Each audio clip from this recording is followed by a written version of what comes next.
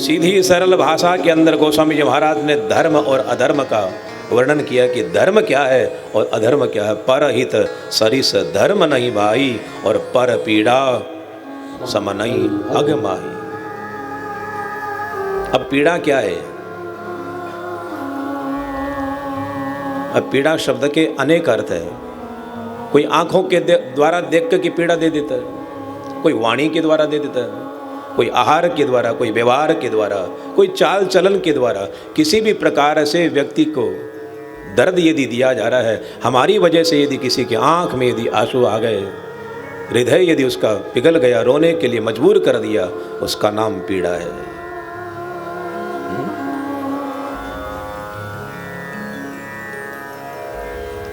एक पीड़ा डॉक्टर भी देता है इंजेक्शन लगाने के बाद के अंदर, लेकिन वो पीड़ा के अंदर दुख नहीं है, वहां पर बदले की भावना नहीं है, वहां पर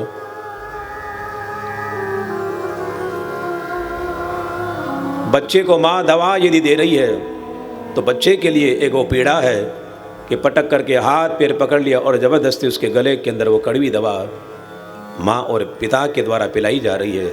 बच्चे के लिए, संतान के लिए वो पीड़ा है, लेकिन वो माँ बाप जो पीड़ा दे रहे हैं वो पीड़ा हितकर है, हितेश में है, कल्याण के अंदर है। तो यदि हम किसी के कल्याण के लिए भी यदि पीड़ा यदि किसी को देवें तो वो प्रशंसनीय है, लेकिन वो पीड़ा अप्रशंसनीय है कि जिस पीड़ा को देख करके किसी के आंख में आंसू आ जाए, कोई रो पड़े।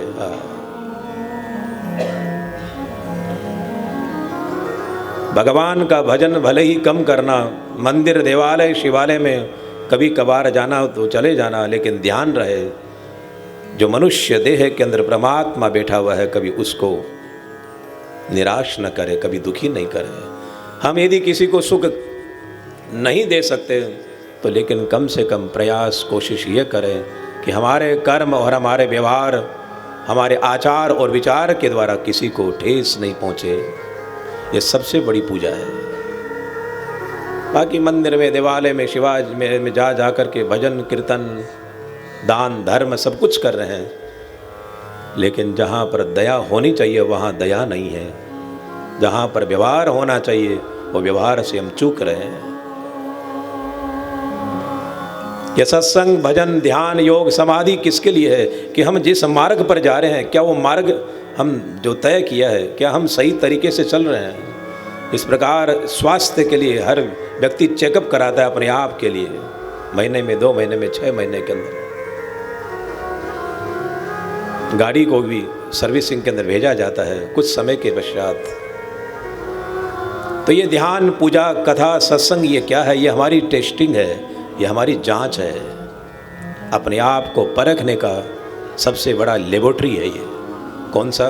कथा, कीर्तन, ध्यान, योग, समाधि। जब आप इसमें बैठते हैं तो अपने आप की टेस्टिंग स्वयं अपने आप कर रहे हैं। मैं कितना भार हूँ, मैं कितना सही हूँ और मैं कितना गलत हूँ।